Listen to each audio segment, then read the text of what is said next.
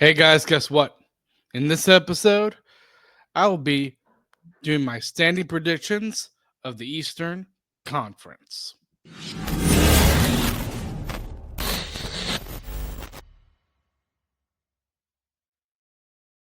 Welcome back to another episode. Hope you guys have had a good few days since the last one. And I'm just going to kick things off. Obviously, I have a great partnership with SeatGeek. You get $20 off of your first purchase if you use promo code Caniac Reports, all one word, whether that's to a hockey game or to a comedy show or to a live concert, because you don't have to just use it at a hockey game, even though we have hockey coming up here in a couple of weeks. Very excited for hockey to be coming back. We are definitely nearing the return. Also, another thing too is I am having open auditions for those who are interested. And I will give you guys a chance if you are interested into possibly becoming a co-host. Now here's the thing: the open auditions. I'm giving you a chance. It does not mean you're automatically given the spot to be a co-host, but I'm giving you a chance to show that you might be able to become a co-host. So we'll see how that goes. The deadline is actually uh, today, as this episode comes out. So get those in if you're interested by the end of today, which is going to be September the 12th. Obviously, I am recording this on September 11th, Thursday. So we'll see how that goes. So that's kind of it for stuff with the podcast. And I'm going to get to stuff around the league in terms of news. And again, just to let you guys know, I'm kind of taking little pieces episode by episode in terms of the news, not only recently, but the past month. Because if you guys didn't know, in the month of August, I was not having news segments in my episodes. So I'm just taking it just a little by little in each of these episodes as they become obviously more recent. And the first thing I want to talk about is the Seattle Kraken have released their new third jerseys. And I will admit, I think they actually look really, really cool. So while Carolina released new jerseys, Seattle did too. The only difference is Carolina released new away jerseys. Seattle just released a new third. And Seattle, they're a relatively new team. They were bound to get a new third jersey eventually. So it was just a matter of time. But you know what? Just looking at the jerseys, I like them. Obviously, there are going to be critics, like there is everywhere when it comes to creative decisions. But regardless, I think they did a fine job for the third jersey that Seattle made. Really think it's very, very nice. It gives a new perspective on their current logo. And the next thing that I want to talk about as well, and this happened some time ago, obviously, but Carey Price, if you guys remember that goalie, he was once a very, very good goalie for Montreal. Well, obviously, he got hurt, and that kind of ended his career in Montreal. But the thing is with Montreal is that they had to carry his very, very big contract. Well, not anymore because he got traded to the San Jose Sharks along with a fifth round pick for a prospect named Gannon. I could pronounce this wrong. Larku. And obviously, that was a trade that Montreal kind of needed because that contract was kind of happy them and obviously trying to improve the team. And San Jose, they're a team that can definitely carry on that cap. And yeah, so I think both teams are kind of satisfied. San Jose was able to get somewhat of a pick back. It's a fifth round pick, so it's not like excellent, but it is a pick. So you just never know what a fifth round pick's going to do, even though the likelihood of them drafting someone that's going to make it to the NHL is low. Still, it's a pick. And Montreal, obviously, they were very, very happy that they got that contract off of their books, even though they probably still love Carey Price. And you know what? Carey Price, he was a very, very good goalie for Montreal. He was one of the top goalies back in the day. And it's just a shame of how his career ended with that bad injury that he had. So the next piece of news is, and I found this very, very interesting because if you've listened to the episodes before here on the Kidnap Report, you know I am very interested in the Canes possibly getting a player like him. But the Anaheim Ducks and their talks with Mason McTavish have stalled. So we'll see what happens there. But on honestly, that makes me just again, it's a little bit of excitement. It's not much. Do I think he's going to get traded to Carolina? No, I do not. Do I think he would solve Carolina's second line center issue problem? Definitely. But we'll see how talks progress. The Ducks GM is obviously Pat Verbeek, and he's one of those GMs from what I've heard. I could be wrong. Is that he's kind of a guy that is willing to be patient with some of these young players and try to get what he wants. So we'll see what happens between both Anaheim and McTavish's camp and his agent, obviously. But considering that talks have stalled, that makes things a little bit, just a little bit interesting. And there are talks with another team and another star player that I will mention. Obviously, that was announced very, very recently, but I'll not announce that in the next episode, which will come out Monday. But talks and the Ducks and McTavish, we'll see how that goes. And the last bit of news that I do want to talk about is a player got big money with an extension, and that is Dustin Wolf, the goalie for the Calgary Flames. He signs an extension of 7 years of $7.5 million contract. And you know what? I think that can be a very, very good deal. Is there a little bit of risk to that deal for Calgary? Absolutely. But this is a player that has put Calgary on his back in many, many games. And he proved this past season that he can be a very, very excellent goalie. And you know what, Calgary, man?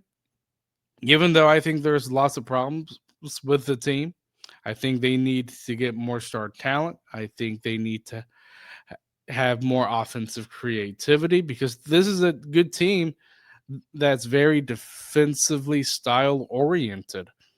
And it's kind of like what I said in the last episode. If you guys listened to that episode of me predicting the Western Conference, but one thing that Calgary does have that, again, not a lot of other teams have, is it really does sound like they have Dustin Wolf as a pure starting goalie, which is very hard to get in today's age in the NHL.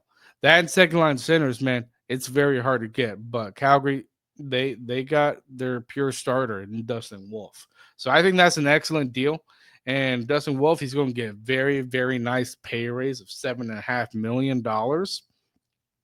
And I really do think this is kind of a little bit of a best of both worlds, both for the team and for the player.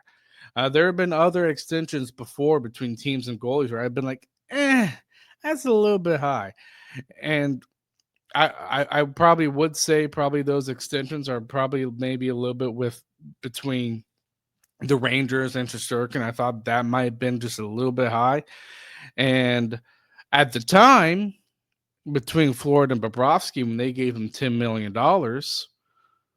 which I thought at the time, again, when they gave him that type of extension, I was like, oh my gosh, that's crazy. I don't think that was an extension. I think that was actually a pure signing. But regardless, I can't say anything bad about that contract considering Florida has won back-to-back Stanley Cups. So I mean, Florida, it just shows how good of a team they are, especially when it comes to Bobrovsky being very, very good. So Dustin Wolf, he could be on that same level sometime in the future, like a Bobrovsky level type of threat, like a Vasilevsky, Shesterkin level type of left because I think he can be that good. So that's kind of it for news around the league. And now I'm going to get to some Hurricanes news, and there are a few things that I do want to discuss. The first thing that I do want to talk about is the Hurricanes will have 10 games being broadcast by ESPN. And you know what? I know there are some Hurricane fans that are like, oh no, we have to go through those bad broadcasters. And I'm like, you know what? Yeah, there might be bad broadcasters out there that absolutely. There are some that I'm just like, I cannot believe you're commentating on the Hurricanes. While I do agree with that, I still love the national exposure. And I think most Hurricane fans would agree with this. And the fact that I love that the Hurricanes are getting this much national attention with having 10 games out of their schedule being played on ESPN. I remember where there was a time where no games were being played on ESPN because no one wanted to watch the Hurricanes. They were that bad. So, while there might be some Hurricane fans that are complaining, and I think some of that can be justified, I think ultimately it kind of helps the Hurricanes just because you get that national coverage. It really does. It cannot hurt at all being broadcasted on ESPN. So I'm happy the Hurricanes are getting a good handful of games. And you can tell, I mean, I remember looking at all the teams and amount of games that are being broadcasted by ESPN. You can tell teams definitely have to earn it through their wins. Like if you're a trash team, let's say like Buffalo, for example, and you're not going to get a lot of national attention. You're just not. And I kind of like how that is, to be honest, because I think teams need to earn it. You got to earn it through winning. And that is the only way to earn it is through winning because that is what matters. It's a sports league. If you do not win, you're not going to get a lot of attention. That's just the fact. So I'm happy the Hurricanes are having 10 games being played on ESPN, and that's that. So the next thing I do want to talk about is the Hurricanes Prospect Showcase is starting today as this episode is being released, September 12th through the 15th. So there are a few prospects that are a little bit notable. Obviously, Bradley Nadeau, he's going to be on prospect camp. There are going to be a lot of eyes on him. I think there are going to be some eyes maybe on Felix Unger-Sorum. He's going to be in there as well. And I think there's going to be some eyes on another player in Charles Alexis Legault because I thought he was a little bit impressive last year during preseason because the guy can skate. He's a very, very good player just from watching him in preseason. Now, considering it is preseason, it's not real NHL, you kind of have to take it as it is. So we'll see how the prospect showcase is. Again, this is not training camp, so it's not like these players are vying for a roster spot. It's mainly for developmental purposes that one day they might make it to the NHL. That one day it will help them becoming an NHLer.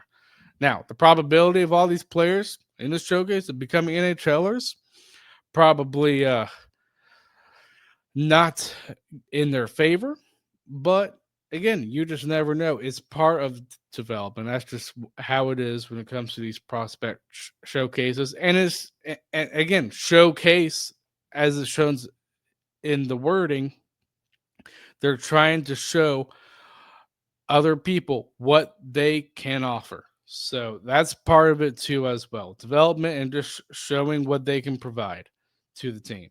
So that's kind of it for the Hurricanes Prospect Showcase. It's from September 12th to the 15th. So if you're interested in that, so that's the time frame for the showcase. And the next thing that I want to talk about, this was released very recently as well, and it was the training camp schedule has been set. It is obviously slated for September 15th. So right when Prospect Showcase ends for the Hurricanes and the training camp, that's going to be the big thing right there because that is going to determine obviously on who makes the roster if there is a roster spot that's open. But most than likely, it's basically going to be a training camp thing of we know who our players are coming opening night. But again, you never know. We had Seth Jarvis before uh, several years ago who really outperformed during training camp, and Brennan was like, well, he's got to stay up. He's that good. Jackson Blake was the most notable one. You just never know. But I do think with the situation the Hurricanes have right now, it is going to be extremely hard for a prospect to break in to the Hurricanes lineup.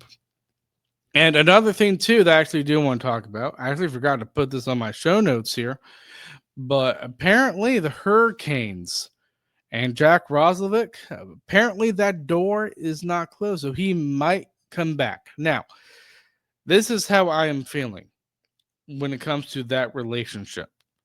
Do I think he comes back? No. I do not think the Hurricanes bring back Jack Roslovic, mainly because of the roster spot issues, I should say, that the Hurricanes will have when bringing back Jack Roslovic. So we'll see what happens there. Obviously, I'm not going to rule out of him coming back 100%, being like, yeah, he's definitely not coming back, because of what was being reported saying that he might be coming back. So I think there is some chance, but I just think that chance is really low of Jack Roslovic coming back. So I do find that very interesting. There are other teams, obviously, that are interested in him. Vancouver is one of them. Toronto is one of them.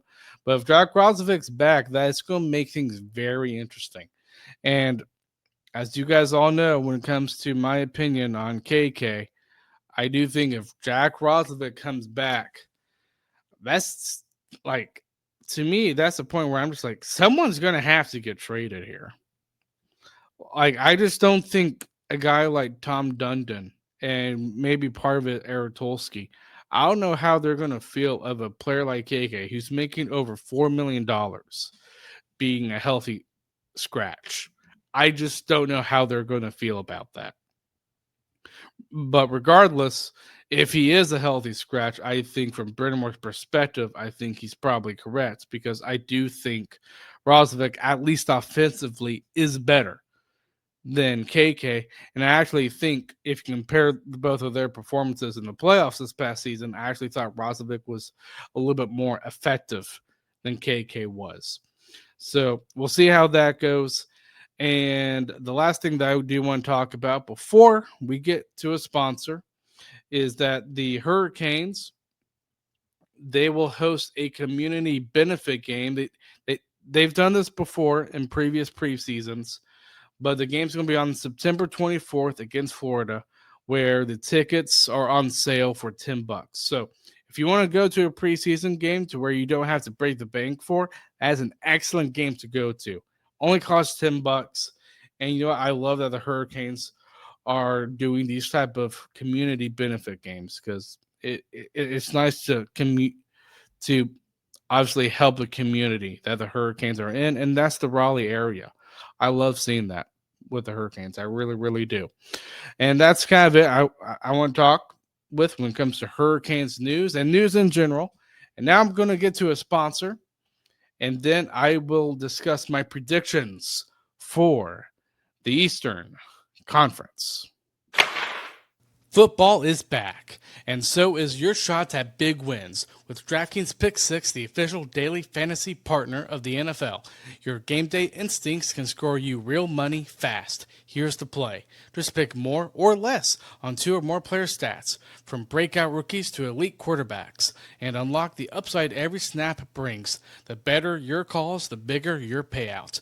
And here's the kickoff bonus. New DraftKings customers get $50 in bonus picks, with just a $5 entry on your first pick set. This season, play your players' instincts. Download the DraftKings Pick 6 app now and use code THPN. That's code THPN. Play just $5, get $50 in Pick 6 bonus picks. Make the call. Ride the upside. In partnership with DraftKings Pick 6, the crown is yours. Gambling problem? Call 1-800-GAMBLER. Help is available for problem gambling. Call 888-789-7777 or visit ccpg.org in Connecticut. Must be 18 plus. Age and eligibility restrictions vary by jurisdiction. Pick 6 not available everywhere, including New York and Ontario. Void where prohibited. 1 per customer. Bonus awarded as non-withdrawable Pick 6 bonus picks that expire in 14 days. Limited time offer. See terms at pick6.draftkings.com/promos. All right, so prediction time.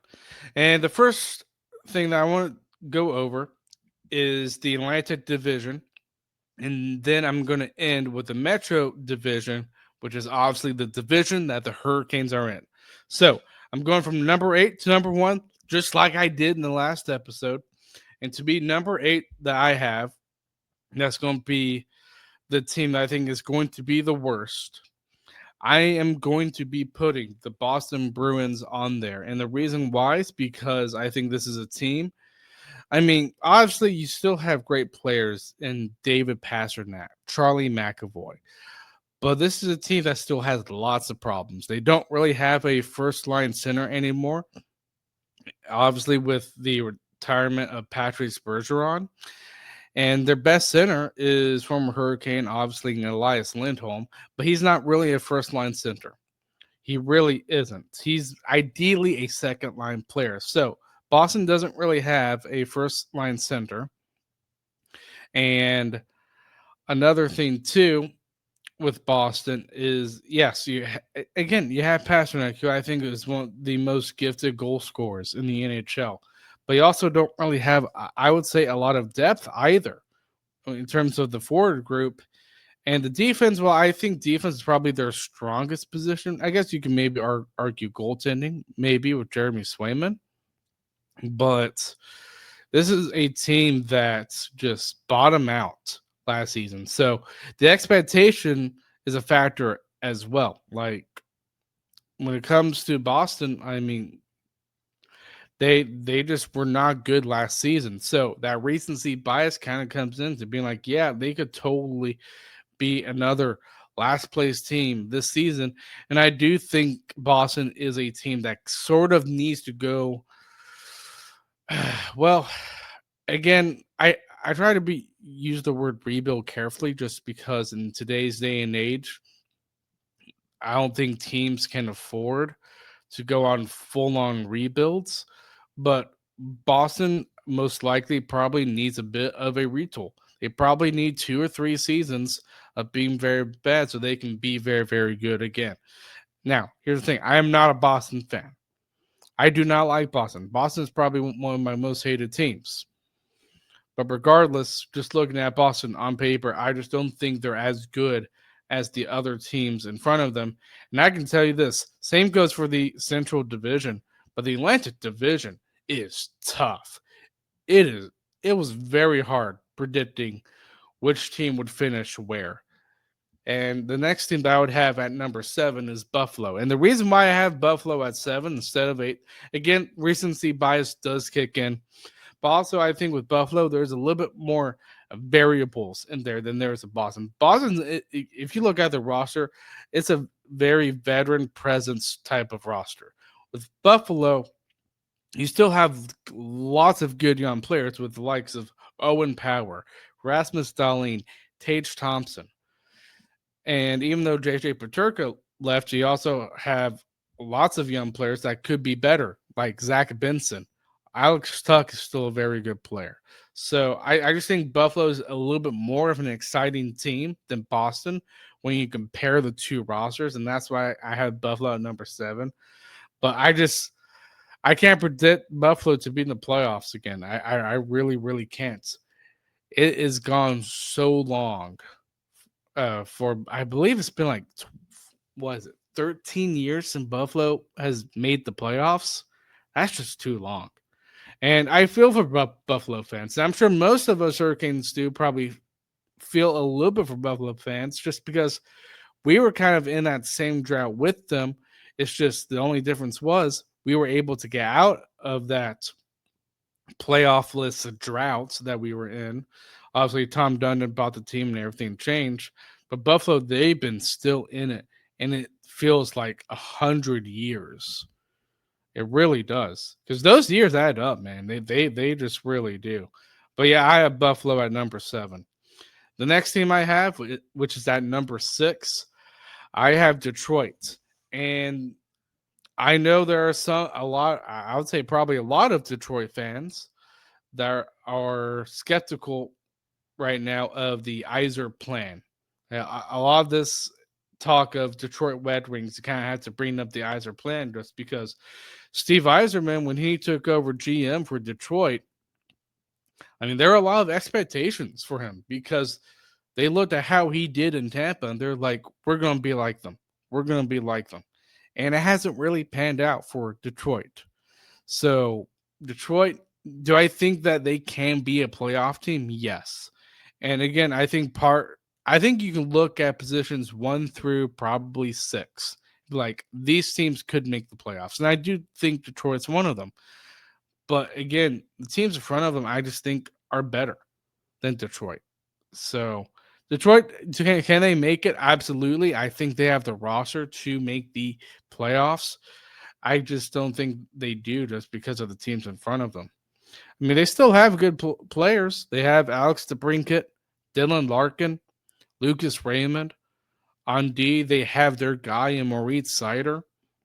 They traded for John Gibson, so hopefully the goaltending gets a little bit better for Detroit. But I just can't see them getting in front of all those good teams in the Atlantic Division. And the next team that I have right above them in the 5th position is Montreal.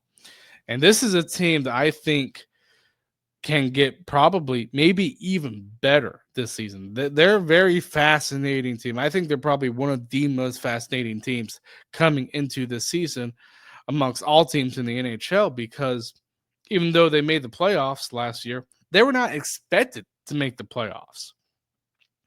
And they did. And another thing, too, that's really going for them is they're going to have a full season of Ivan Demidov, who's considered to be an all-star projectable player. I mean, Montreal is loaded, man. Just look at their roster. They also traded for Noah Dobson. He's going to fit in great, probably, for Montreal. And I love their coach, Martin St. Louis, but you look at the roster right now, Nick Suzuki, Cole Caulfield, Ivan Demidov. That is a very good forward group. And on defense, you have Lane Hudson, Caden Gooley, and I mean, their defense probably maybe could use maybe just a little bit of work. But I mean, you look at that and the addition of Noah Dobson, that's a pretty good blue line. It really is. I would say it's very good.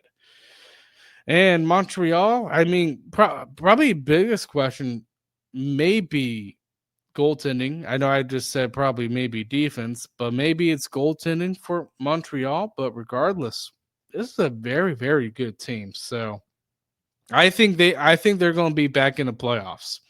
I really, really do. And I think in the 4th position, this might shock some people, actually. Might shock some. And that is the Toronto Maple Leafs. I have them at number 4. Now, here's the thing. Do I still think they make the playoffs? Absolutely. I still think they are a very, very good team. But with them losing, Mitch Marner is going to hurt. There's going to be some, well, I'd like to call it probably growing pains because he was a huge part of that team. He really, really was. And now the core 4 is no longer. So we'll see how Austin Matthews, William Nylander can adjust to Mitch Marner's absence. And I will say one thing in defense of Toronto, when you lose a player that has the caliber of Mitch Marner, I mean, you're just not going to replace it. You're just not. And I think with them adding, I think Nick Raw, Matthias Maselli, I think those are good players to join Toronto. So I think the additions they did with the huge subtraction of Marner was actually pretty good. But regardless, I don't think they're going to be in the top three. So that's kind of my hot take.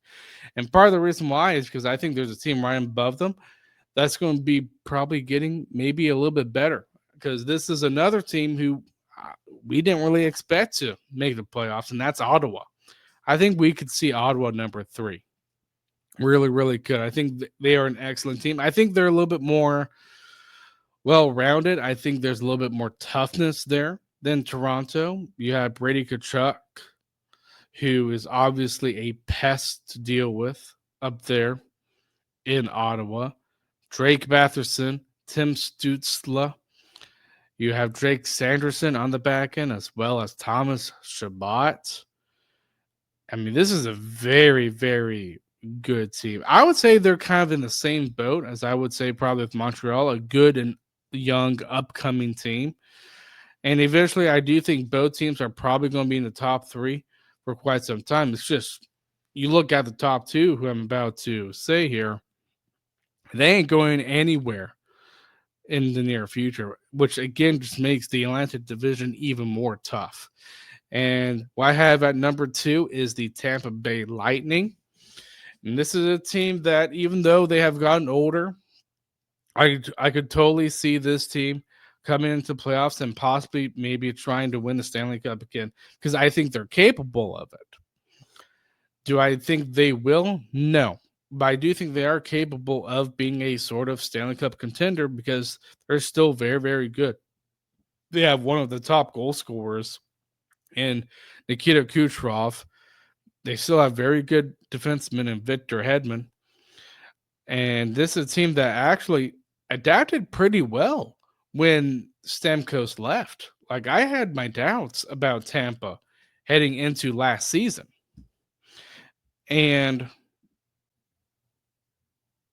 they kind of defied the odds. So Tampa, I mean, top marks. I mean, I know they added Jake Insel, obviously, that whole thing with Carolina, but Tampa, they're still very, very good team. I think the biggest question about Tampa is probably their forward depth. They don't really have that depth, probably, I think you could argue, anymore. I mean, if you remember their depth when they won the Cup, they had Yanni Gord as their third line center. We know how good he can be. Blake Coleman. I mean, this was a very, very good roster, but those players have kind of left. So I think that's the biggest question for Tampa is, can their depth kind of stand up? Because it's kind of going to be needed, especially with the absence of Stamkos. So I have them at number two, and then at number one, I have the Stanley Cup champs. It's one of those things where I kind of have to put them up there because they did win the Stanley Cup. So Florida's at number one. They have all the ingredients, I would say, probably winning the Stanley Cup again. Do I want them to win the Stanley Cup again? Heck no. We've already seen them win it twice. They don't need to win it again. Again, this is more of my fandom coming out than actual like logic. But man, I just do not want Florida to win. Again, I really, really don't.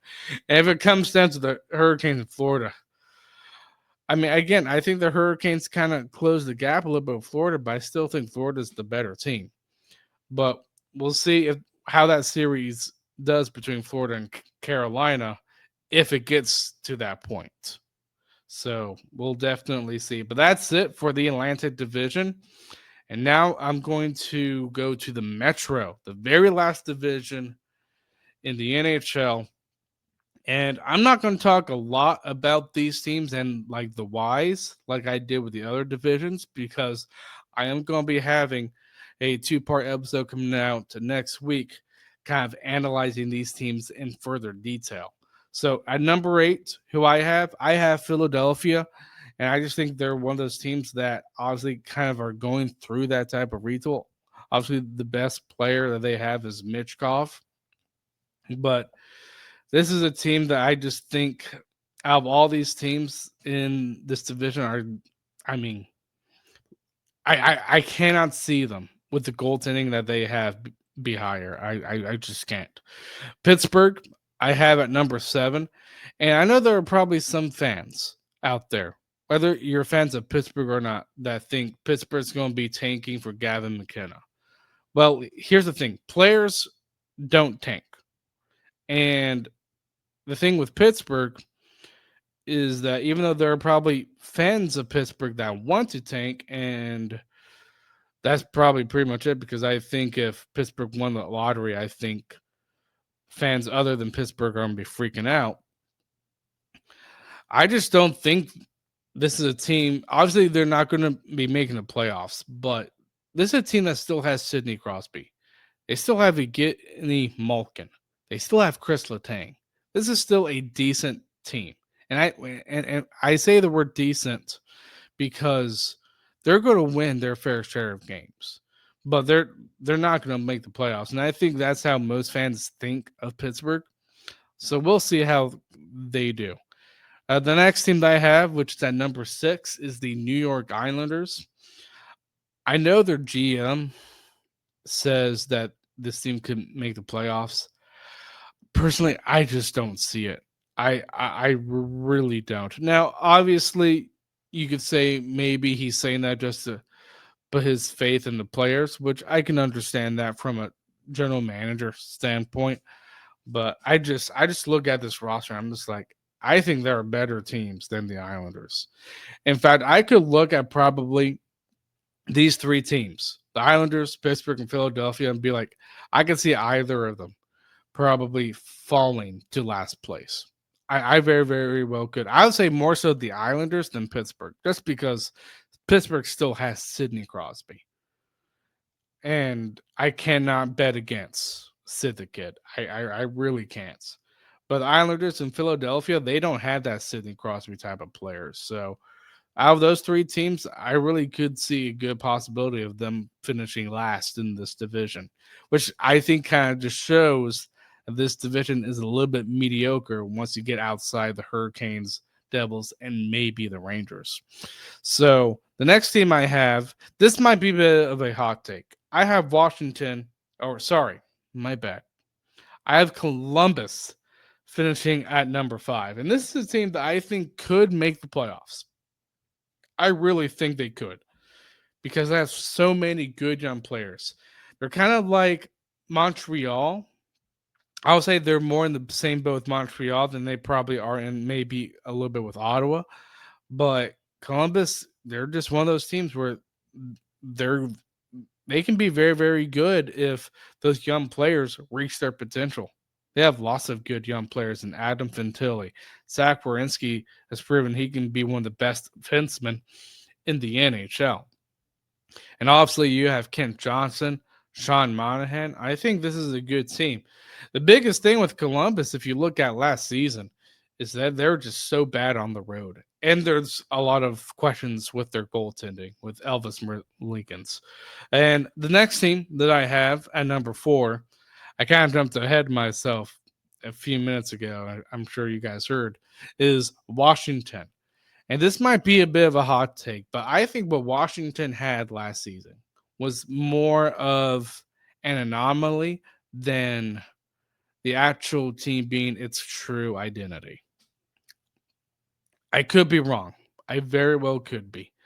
But I just can't see this team finishing first in the division again because even though I still think they actually made pretty good moves a couple off seasons ago with the additions of Matt Roy, Jacob Chichurin, Dylan Strome, I just can't see them going on that big of a run anymore, especially now that Ovechkin has hit Goretzky's record. I can't see it, but I've been proven wrong many times before, especially when it comes to standing predictions. The next team I have at number 3 in the Metro is the New York Rangers. And I do think they get back into the playoffs. Just looking at that team, I think they're too good to not miss the playoffs. I really, really do. Because they still have Shesterkin, who, well, I think that contract might be overpriced. He's still a very good goalie. Their defense is going to be interesting. Obviously, they lose K'Andre Miller, add Gavrikov. We'll see how that goes. And their forward group, it's a very veteran-heavy forward group. Obviously, you still have a young guy in Alexis Lafreniere. But, I mean, a lot of these guys are old guys. JT Miller, Vincent Trocheck. and others. Like, this is a team that I think is still really, really good. But if it does not work out for the Rangers, I mean, I know if you guys remember, I think it was like 4 or 5 years ago where they kind of go on a retool. I could see this team in the future, probably in the next 3 years, go on another retool just because of the amount of veterans that they have. This is a very veteran heavy team in the Rangers. So I have them at number 3. Still think they're very, very good. I hate the Rangers. I really, really do. But I'd be foolish to say that they don't make the playoffs. And then to me, what I have at number 2 is the New Jersey Devils. And I think the Devils are actually a very, very good team. It's just, can their best player in Jack Hughes stay healthy? Because if he's not, I'm telling you, the Devils cannot cover for his absence. I mean, we saw that in the playoffs against us. We saw how much of a loss Jack Hughes was for New Jersey. So the biggest thing for them is health. And then number 1, I do have the Carolina Hurricanes, because I really do think the Hurricanes, out of all these teams in the Metro, is the team that actually improved, I would say, the most. Did they take a chance on Keandre Miller? Yeah. But you look at the track record of Hurricanes taking defensemen from the Rangers, it's actually pretty good. And obviously, the biggest addition, and you could say probably 2 big additions, even though he kind of already played in the playoffs last year, Alexander Nikishkin and Nikolai Ehlers. So this is a team that I think is, to me, clear number 1 in the Metro. And I remember when I did the standing predictions last year, I did not have Carolina at number 1. So I tried to be very realistic when it comes to the Hurricanes. I don't put them at number 1 just because I'm a fan of them. I look at what's on paper. That's the biggest thing. So those are the teams that I have slotted in both the Metro and the Atlantic. That rounds out the whole league. Hope you enjoyed it. And like I said in the last episode, these are just my opinions. Do not take them for gospel. It's fun to do. And I really, really hope you enjoyed it. Now, one more thing I do want to talk about before I end the episode. And I am kind of putting hockey on the back seat here. But if you guys probably haven't heard, a couple of days ago, Charlie Kirk was obviously assassinated at a university in Utah. I just wanted to mention this. I think regardless of what your political beliefs are, you should not get shot for it. You really shouldn't. This is a free country, and you should be able to speak whatever you believe. Now, if what you believe in violence, I do think at that part, if it gets to it, that's a whole nother discussion. And I think if part of your belief is violence, then you should be in jail for it, obviously. But I pray for Charlie Kirk's family. And I mean, it just sucks. No one should be assassinated in a manner like that. Really, nobody should. Whether you're on the right or left of the political spectrum, no one should. Political violence should have no place, I think, in this country. So my prayers, thoughts are with Charlie Kirk and his family. Obviously, he has a wife, 2 daughters, and that sucks. I really hate seeing that. But that's it for this episode. Hope you guys enjoyed it, and I will see you guys in the next episode.